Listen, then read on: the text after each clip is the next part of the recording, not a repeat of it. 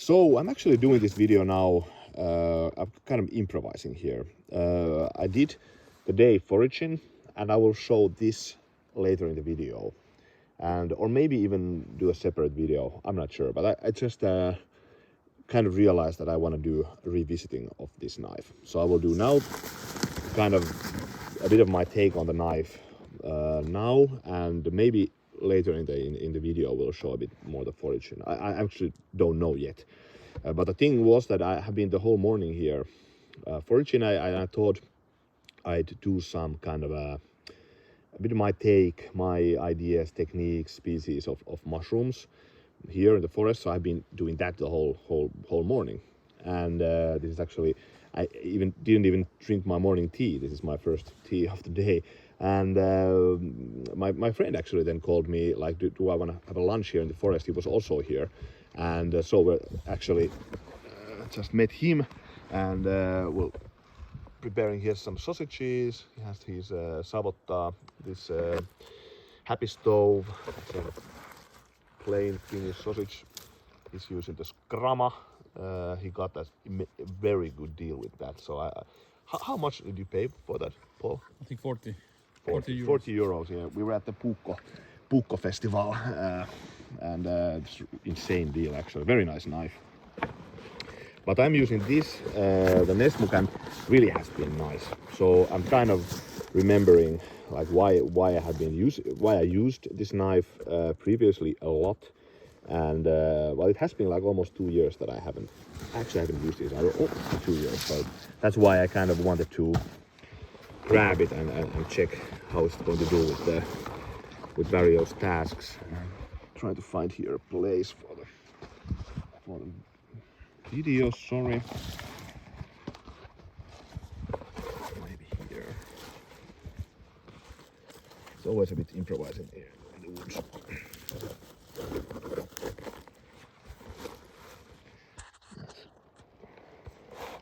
Good like this, yeah. So, and by the way, I'm drinking. This is the Finnish kind of Lapland style of mug, which I do like quite a bit. I actually maybe prefer to drink coffee or tea from stainless steel, but the thing is that this is so lightweight and they're very durable, and if I hang it outside of my rucksack, it doesn't make any sound. So it's one of the reasons why I actually like very much using this. So I have always one with me, and yeah, but this knife, I think I bought it already like 2014. I think it was maybe one of the first stock they made actually, this knife in Brisa. So immediately when I saw that this knife came, I bought it. The new one has a lanyard hole here. I think it's also tad bit longer, the handle on the newer model. Well, newer model, like the new version of this. So it's kind of an improved version, to be honest. So I think really it benefits of having the lanyard here and a tad bit longer the handle. So I'm not actually sure if it's longer, but it looks in the photos I checked in their website. Yeah, but very nice knife. So the thing is with this knife that it's robust enough. It's really robust knife actually to do very, very heavy woodwork. So this is really nice on carving, feather sticks, you name it. But then also it's quite nice on food prep. So I like the form, the curvy form for food prep. The high Scandi, it's not the most optimal, but it really does nice work with food prep also. So it's very trustworthy knife. So it does all the things I want a knife to do. It's also a bit on the longer side, but it's not too long. So it's an interesting concept even. So a nice controllability for a nice this size, good for batoning, has held an edge very nice. The 80 CRV2, easy to sharpen. Does also good feathers.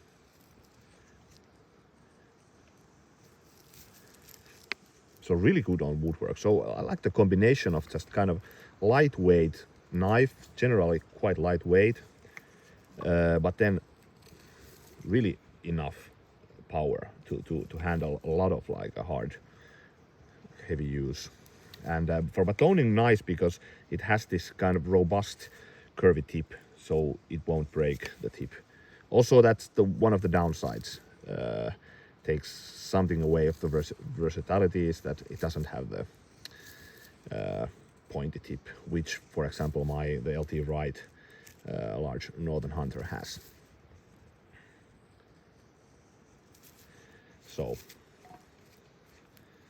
yeah, but I guess that's enough, and I also will show this in action with the foraging. So I've been using this also now as a foraging knife. So this video is a kind of a other way around. So I started at the end, and I will show now footage of the foraging. This is a nice find. So a bit of a different mushroom. So this is the Chaga. The Latin name Oninitus obligus. Actually, at the same time, just saw there's a porcini. Have to pick that also. Nice. Oh yeah, but this is almost like a superfood, like a Northern European superfood. It's commonly used in Finland. You can do tea from these and whatnot. So it's very dark, crumbles. So I will collect all of these. I don't use it that much myself. Sometimes, for example, for stomach ache, have used this. I have many friends who swear by this, so they just think it's almost fighting depression or whatnot. I don't claim anything here in my channel, so it's possible. Everything is possible. I kind of trust my own empirical evidence. If something works for me, then it's nice, and this has worked for my stomach ache, for example. But I don't know. I don't want to claim any super things on the channel, and it's the miracle medicine. There's always some miracle medicines, but yeah, it has lots of antioxidants and everything. But I won't go there. I won't. I will just show the mushroom. Bottom line, I will collect it. I'm going to do some tea from it. I know many people love it, swear by it. It's also sold here in Finland as a powder, and quite expensive actually. So it really is claimed as a superfood. I'm not claiming anything, so everybody can make their own decisions and their own judgments, whatnot. I will nevertheless collect these. One thing I will say, my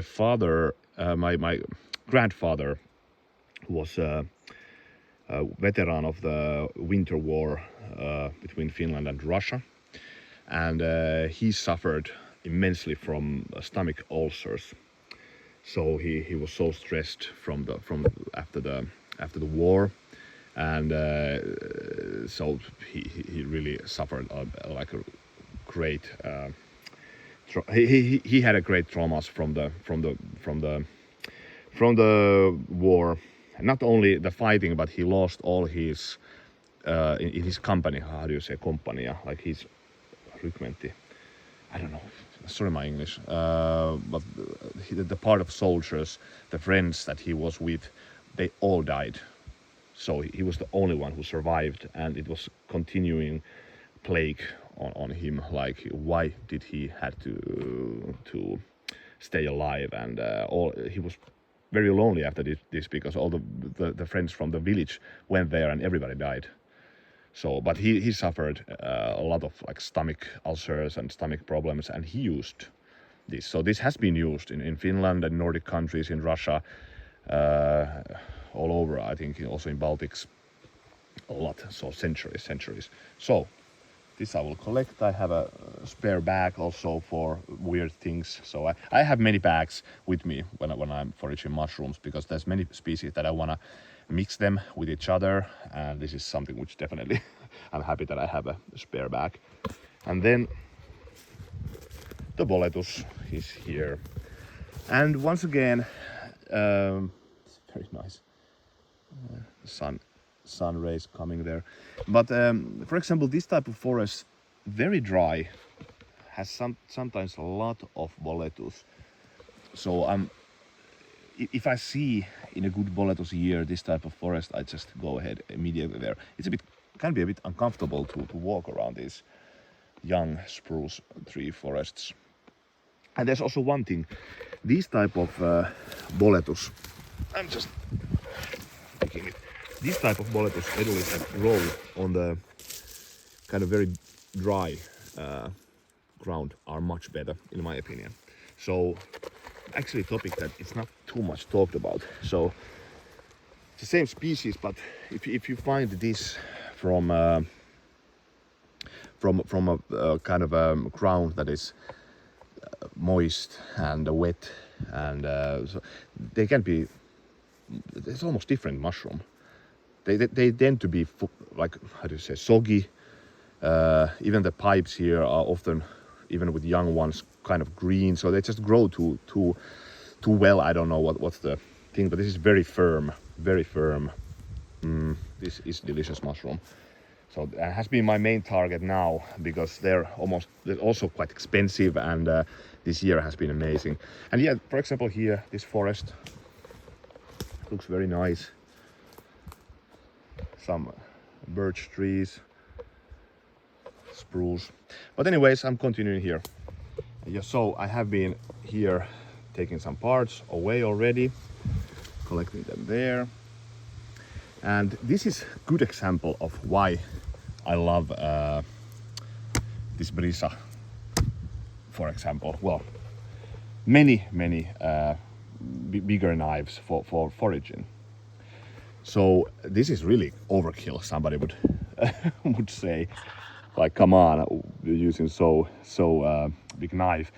But for example, this is very hard, the material, and really I can't, with a normal, ridiculous thin, like fragile mushroom knives, no chance of picking this up. So I'm very happy to have this knife then with me. So I've been actually kind of even arguing, so in the like Facebook groups that I'm in, like the mushroom Facebook groups, people are like, you don't need so big mushroom knife with you. So, but I'm really, I I've always carried bigger blade. It doesn't need to be too long. So, but just the sturdy puukkoos. I used puukkoos. Then this is a knife actually that I loved a lot. Like when I got it and I used it, but then it just kind of stopped using it weirdly, and like almost 2 years I haven't used it, and just now picked it up again this season, and I'm actually loving this again. So it's nice to find like old knives that are kind of bring them back to life. So very nice, the design. It's kind of high Scandi, robust, very good for batoning, all the woodwork. So fantastic bushcraft knife, actually, to be honest. Only one thing lacks is the pointy tip, but anyways, I like this knife actually a lot. So I'm continuing picking this. This is really hard, the material. So this kind of chunks away. But anyways, I'm continuing here. And also for batoning, so like I said, very nice. It has the kind of extra length for a regular belt knife, kind of a robust tip, curvy, robust tip, so very nice. For batoning, no issues whatsoever. So for woodwork, very nice. And then on top of that, very good on food prep also. I like to use this a lot for food prep. So very nice, the blade, and our lunch is there. My friend is making some coffee there and then sausages. So this was really like an extempore, like small lunch here in the forest, and we're actually maybe going to go fishing also, but let's see. Here's a few lakes here nearby. But yeah, anyways, thanks for watching. See you later.